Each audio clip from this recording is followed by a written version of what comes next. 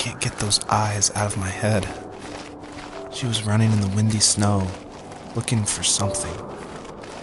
Do you think it has to do with you and what's been going on? I don't know. It was just a dream, Rachel. They're not meant to make sense. A lot's happened the past couple days, that's all.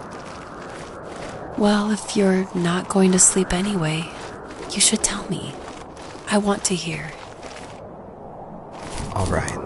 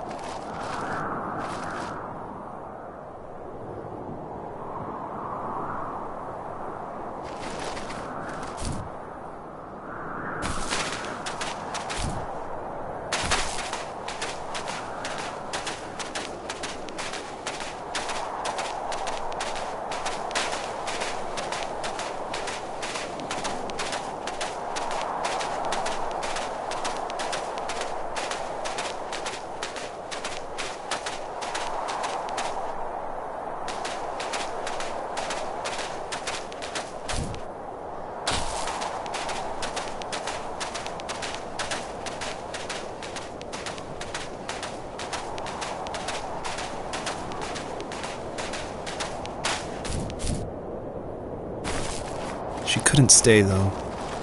She had to find her other 2 children. So she took that path. She followed it towards something ancient. Something with answers.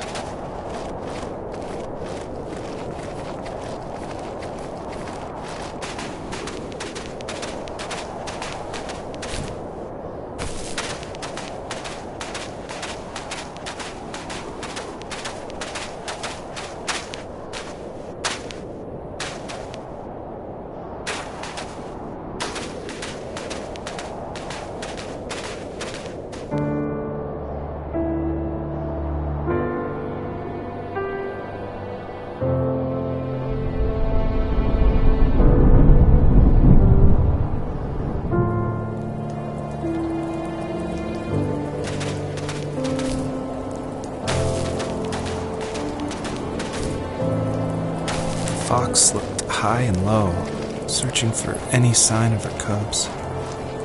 Points of light showed the way to this ancient tree. It was as if each one had a story to tell, all their own.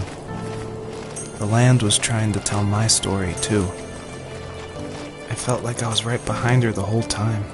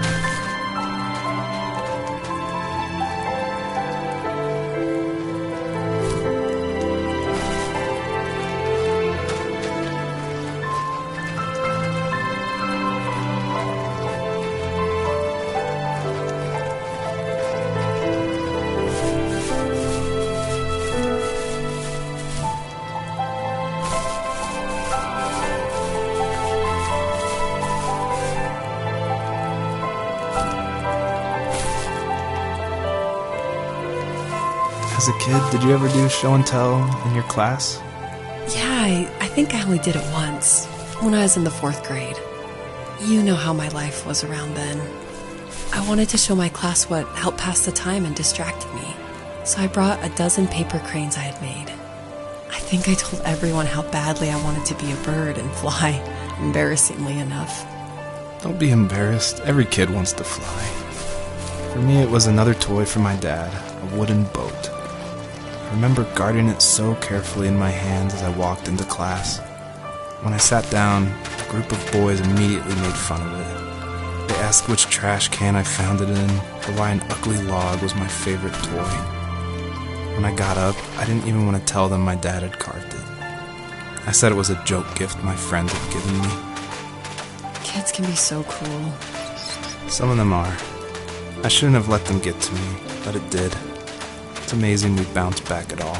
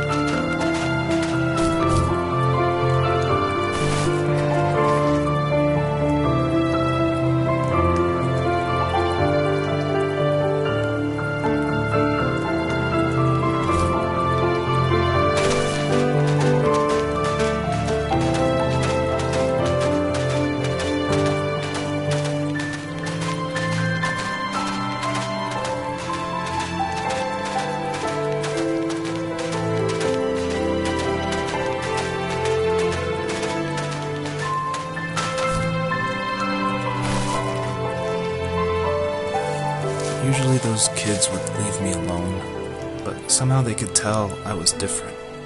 They made fun of how far away I lived. They called my dad a sourdough. I was a blabbermouth as a kid, telling my dad stories I made up for hours. But after that show and tell, I didn't tell him much anymore. He didn't know exactly what was wrong, but his best guess was that the toys he carved weren't cool enough. He carved me a tank and tried to tell me what it was like to be in a real tank as a serviceman. I didn't know your dad was in the military.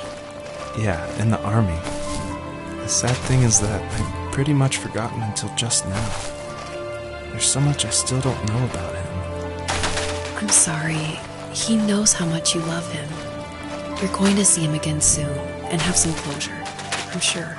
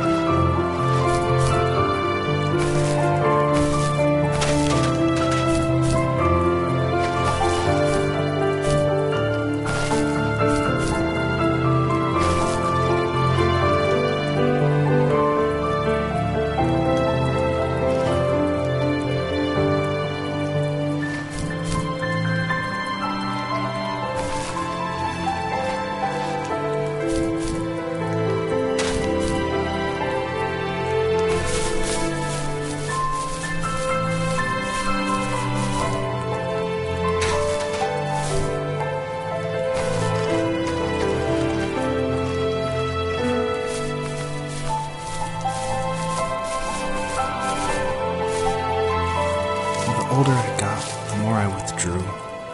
I asked myself, why talk to anybody anyway? Why bother when I'm happy by myself? I started drawing a lot, mostly animals I saw in the woods by my home. I then imagined designing my own hideouts with things like TVs and pantries full of chips and cookies. I think that idea of leaving home and drawing blueprints started my career. I found a lot of solace in that. I'm not surprised, but I did the same thing, you know? There is something special about having a place to call your own. And now look at us. Well, if you count renting in an overpriced city. It's as close as we can get for now.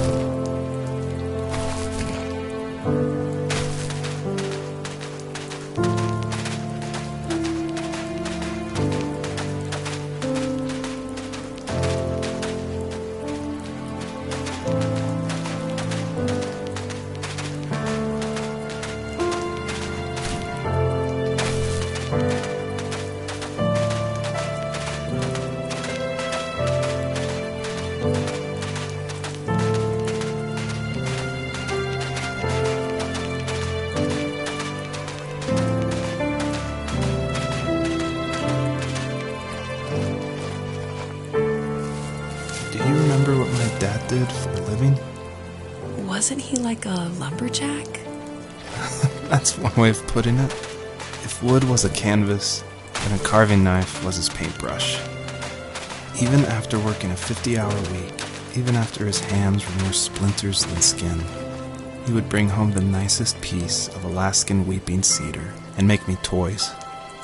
That wooden train was the first toy I can remember, and I loved it. I just knew from a young age I was going to be a lumberjack, like my father.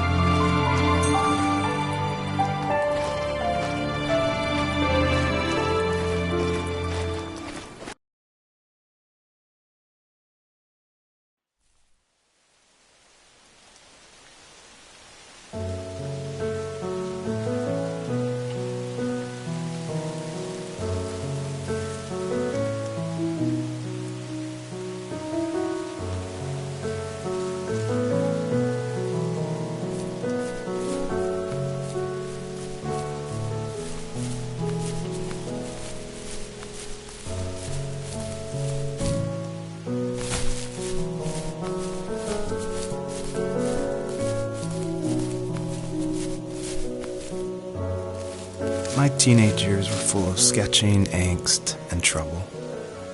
I wasn't popular or unpopular. Maybe just forgettable. I guess that gave me a sense of freedom, so I hung out with crazy kids, doing crazy things, even though I mostly just watched the chaos ensue. We did it all. Put fireworks in mailboxes, hide roadkill in people's garages, break windows of the barber shop in Anchorage. My dad was furious, but he was so busy working he couldn't do much to stop me from going out. I think being an adult means there's no one to stop you making hard decisions. He had to make a living, and he couldn't be in two places at once. Yeah, I realize that now. But at the time, I was sure he was more interested in growing his business than what was going on with me.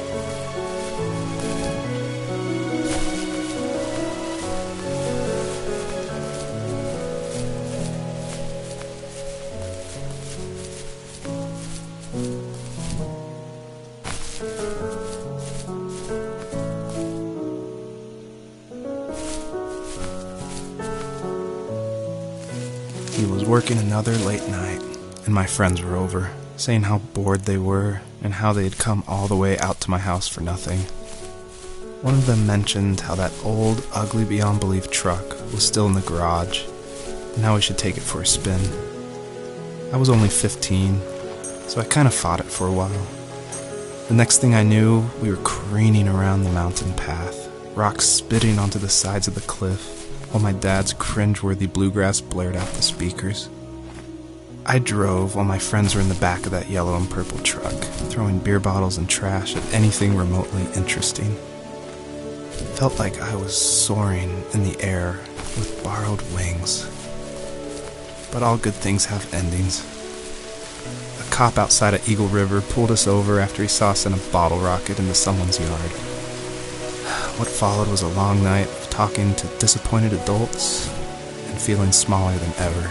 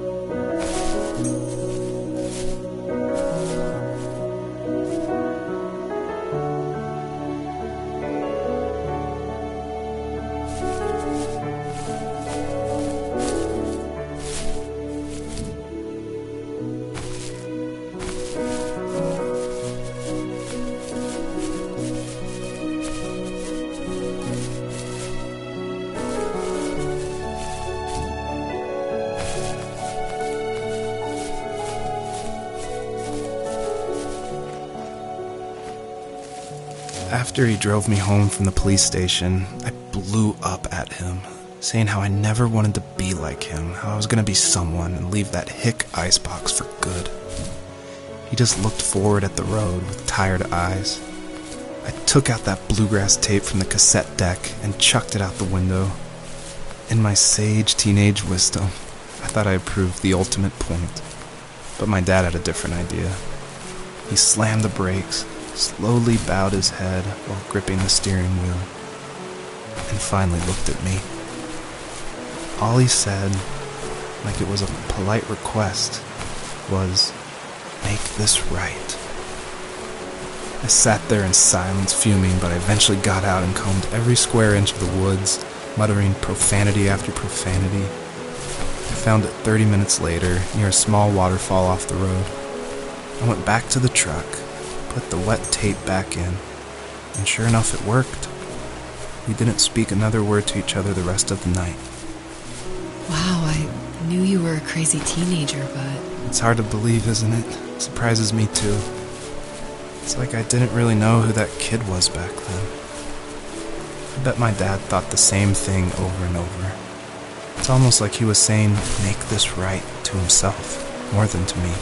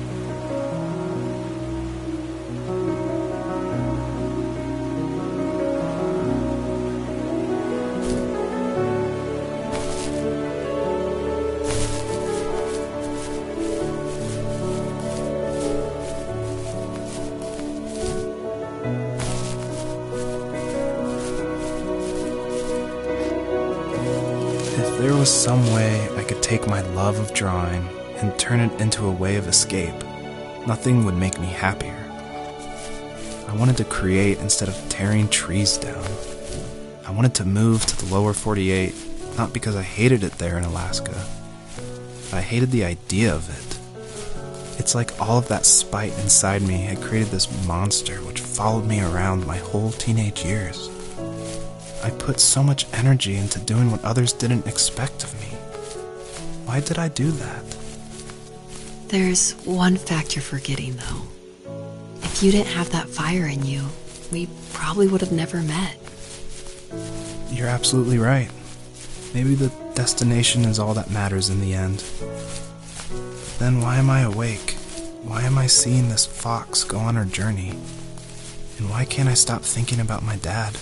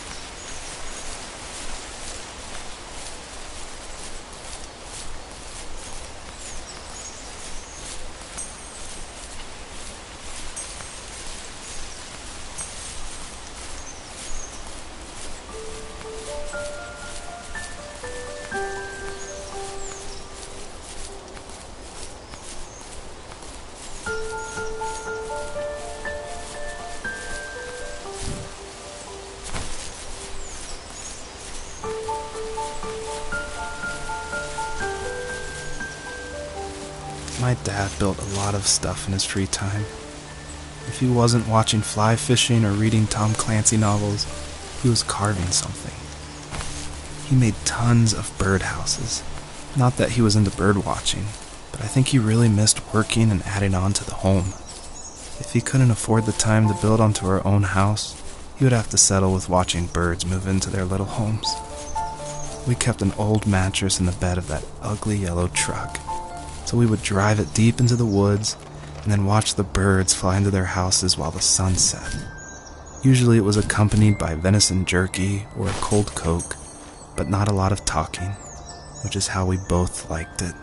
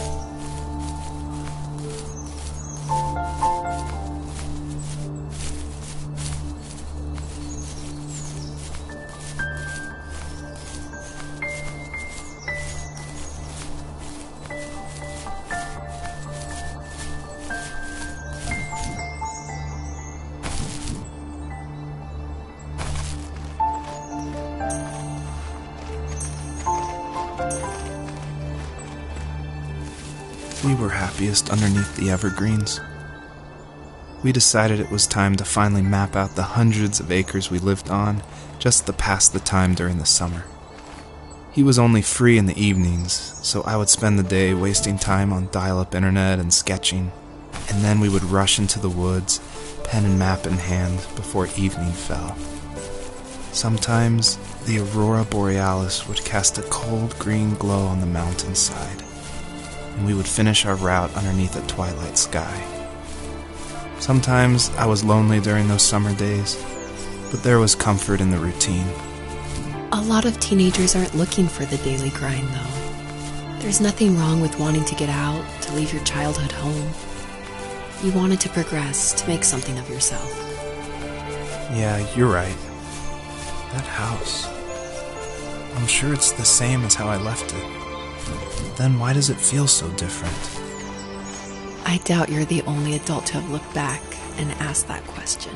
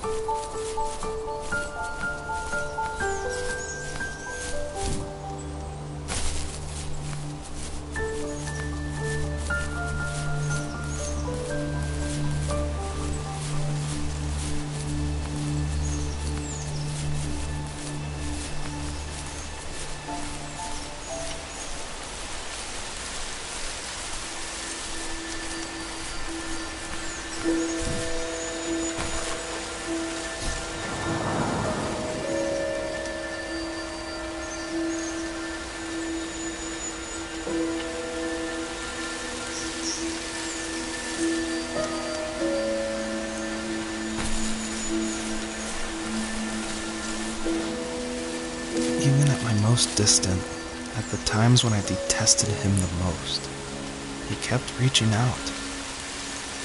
For a year straight, he asked me every week when we were going camping. I thought he was just dense. Eventually, to shut him up, I agreed.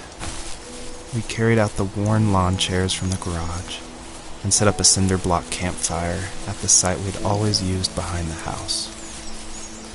We walked down the mountain path, talking in the warm sunshine we only got a couple months of the year. Those 3 obsidian rocks shimmered alongside the shore, almost like sparklers pressed against a dark window. I'll never forget that wet stone on my feet, or how those massive mountains looked even bigger in the lake's reflection. I felt small, but grateful. As the sun set, my dad found something I hadn't seen for a long time. The tree where I'd made my first carving when I was 6. I hadn't even carved it. My dad had helped me, but I still called it my tree.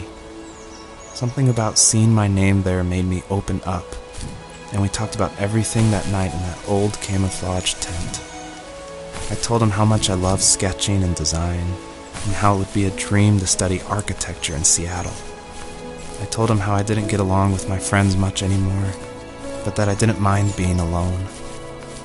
He told me he was there for me, and he joked that if all he had to do was write my name on a tree to finally get me to talk, he would have left me carved logs with novels on them in front of my room every morning. I don't know why it took me that long to realize it, but it was then I knew how much he had sacrificed for me. On our property, there were old abandoned pieces of a shed and car long left unused. I used to ask him all the time who those people were that left all this junk. and I'm sure he got so tired of hearing it that he made up some elaborate stories how a brown bear ate them and haunted the woods afterwards. What's funny is I think it made those people seem more real. Growing up thinking they were still hanging out like they couldn't say goodbye.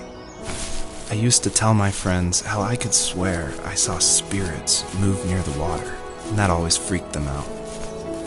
I guess it didn't bother me, because the way I saw it, they were normal people with old cars and sheds, just trying to figure out how to survive and be happy in the middle of nowhere.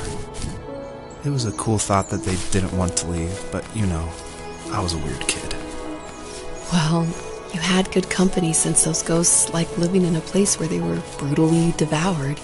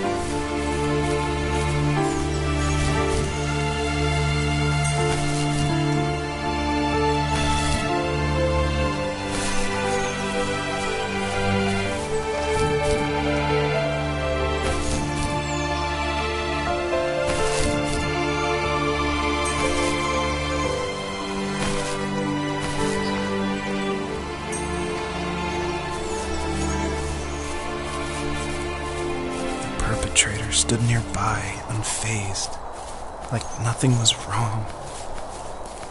My dad is dead, and he's never coming back, Rachel. I can tell you these stories, but I can never reminisce with him again. He can never hold a grandchild that we'll probably never be able to have. I can never talk to him again, and I'll never be able to say I'm sorry for everything.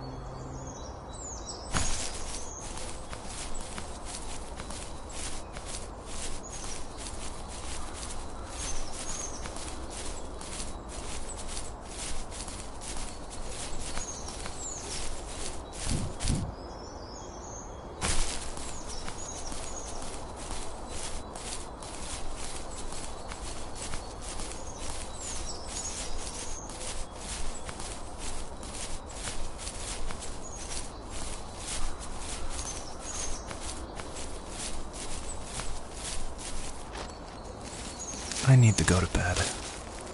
I just can't talk about this anymore. Good night.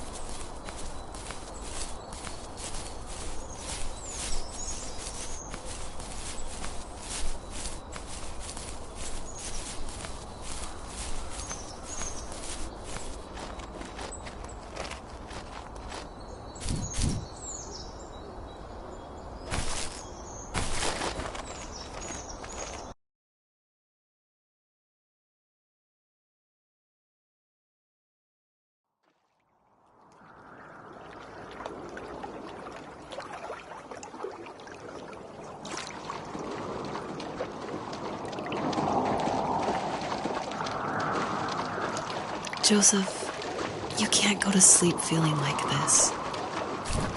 I'm sorry for everything, and I know you need space, but I'm here for you. You don't need to feel so lost. Joseph, have I ever told you what my mother was like?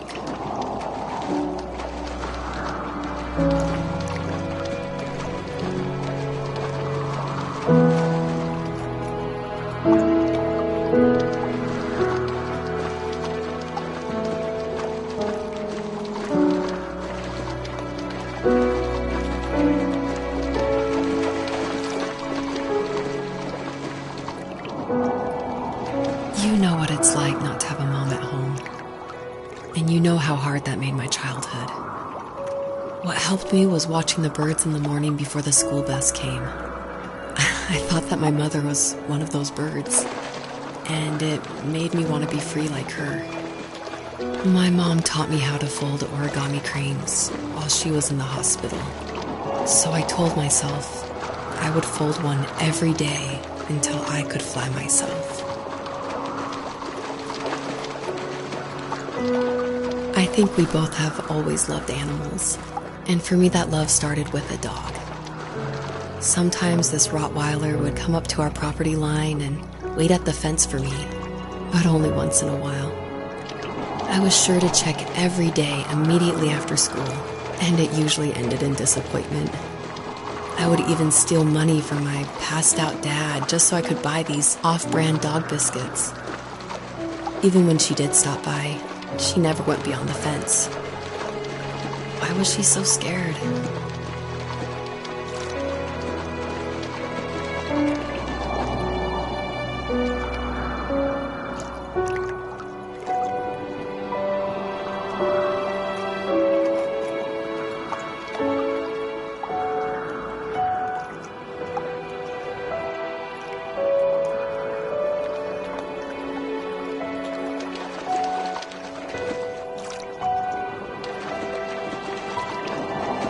I think my dad was the opposite of your dad in almost every way, except he was in the military as well. He coped with alcohol of every kind. The trailer started falling apart, he got angry, and I withdrew. More and more I became the weird, quiet kid who made lots of origami birds and carried dog biscuits around. I think we were pretty similar when it came to being the weird kids. And that same sincerity in college was one of the reasons I was so drawn to you.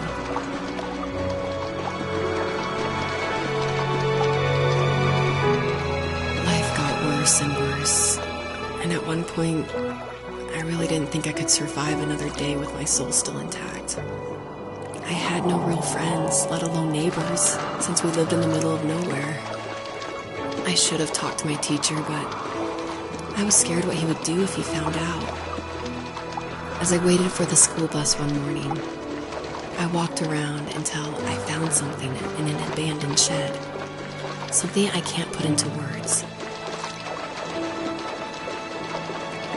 I summoned courage I didn't know I had, and I broke into my dad's room and found the key to the shed where he had locked my bike. I'll never forget that feeling of the wind rushing by my ears as the sun rose over fields of wheat. I was flying for the first time. I biked as far as my legs could take me until I found a house that felt friendly and that felt like home. Those strangers helped me in so many ways. And if it wasn't for them, I wouldn't have found my foster family. And if it wasn't for my parents, I wouldn't have met you. You have strength, Joseph, and you're not as alone as you think. It's all just so pointless. Just waiting for life to happen. It's like having the home I always wanted is cursed out of my reach. The thought of being a parent myself. How could I do that when I couldn't even be a good son? I'm sorry. I know what you're saying. I just don't know how things will work out. These quiet hours will turn into years. We'll wonder which roads passed us by. Then we'll forge a new road together. Besides, I discovered for myself that one fateful morning where any hopeful road leads to. There may be thorns and mist, but it always leads to the same thing. And what's that? Family. I'm so glad that you're part of my family, Rachel. And I'm glad you're part of mine.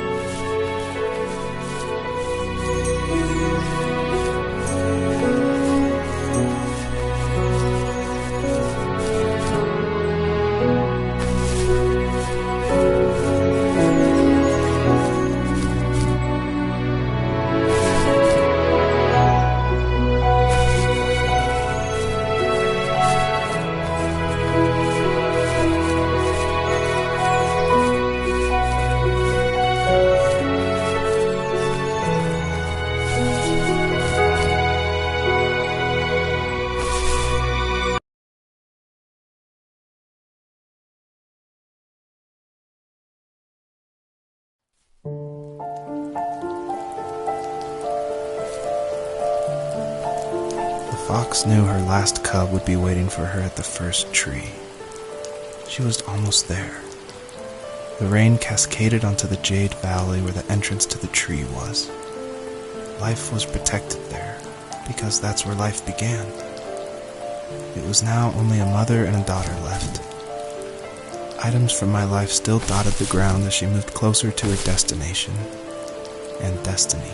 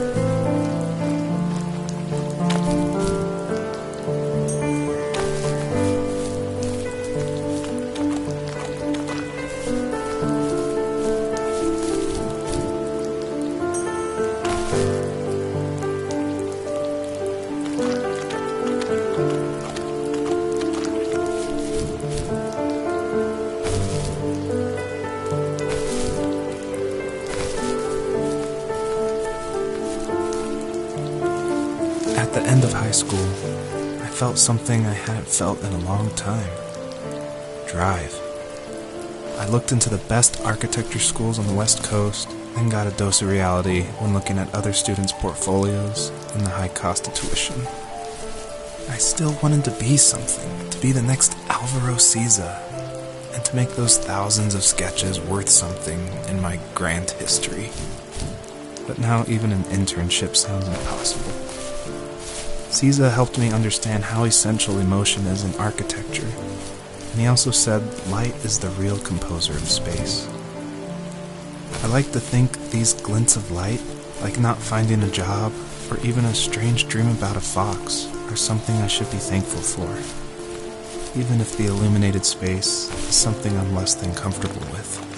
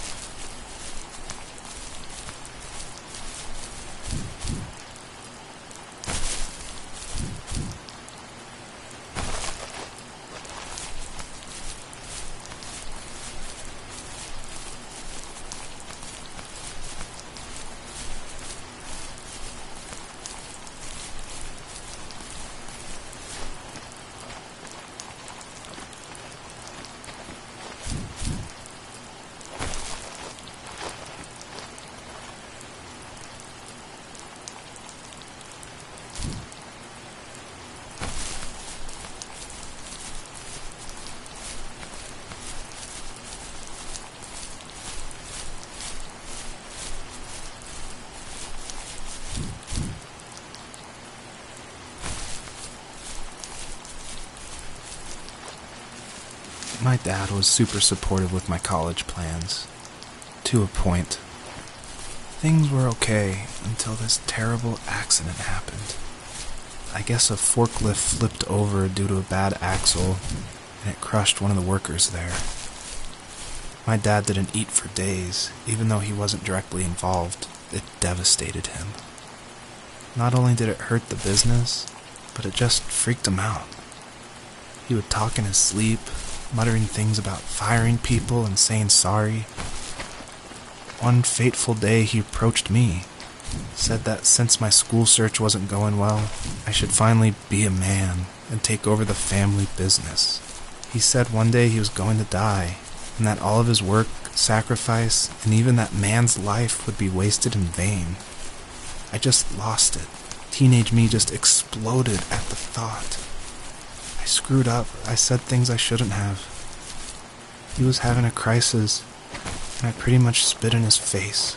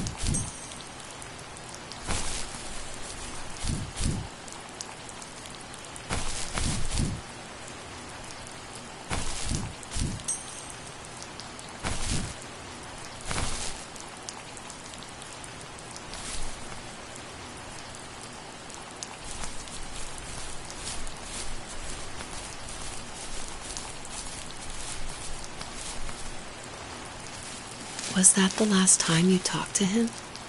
No, I called on holidays, and he would call on my birthday. I guess we acted like nothing ever happened, which was stupid. Didn't want to ask about his lumberyard, and I'm sure he didn't want to ask about my job search. I never went back and visited. I think the last conversation we had was about what movies we had seen and what exactly a best boy is in the credits. I thought he would be here so much longer.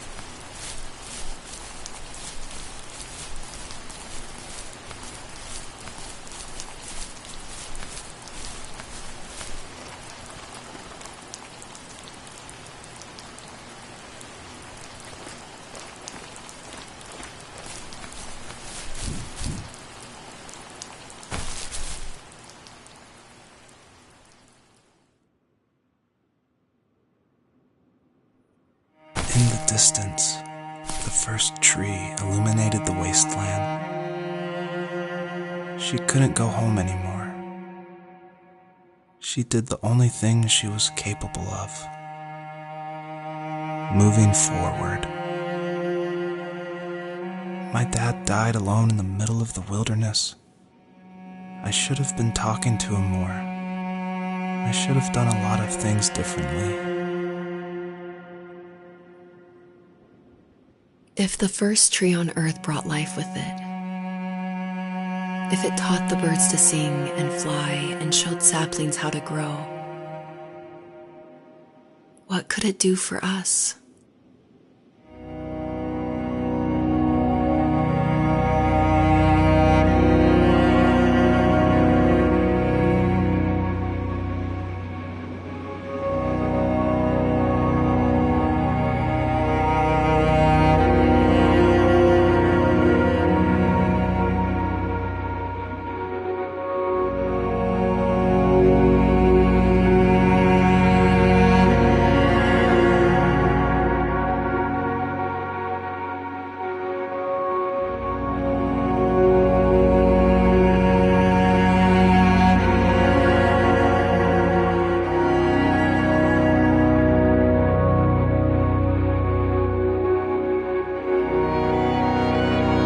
There was a letter I received yesterday from a name I didn't recognize, with a quote I can't stop thinking about.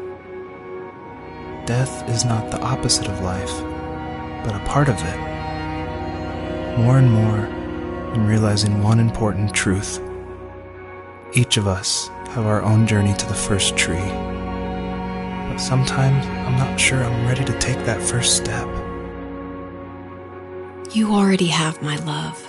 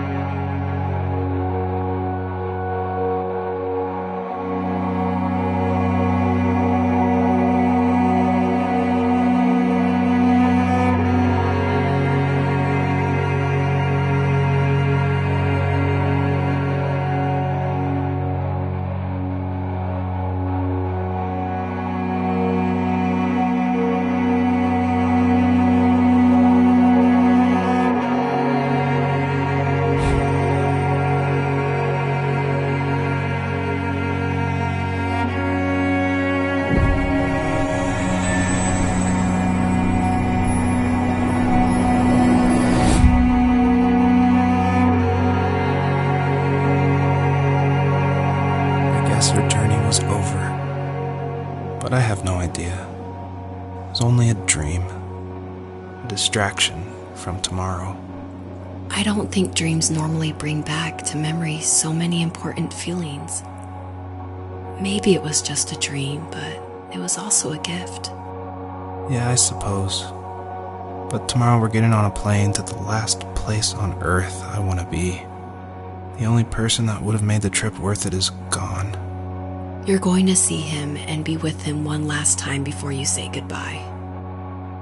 I have one last quote for you by Emerson, sealed in an imaginary letter from me to you. It is the secret of the world that all things subsist and do not die, but only retire a little from sight and afterward return again. Go to sleep, my love. We have a big day tomorrow, but I'll be there with you every step of the way. Thank you. Thanks for listening.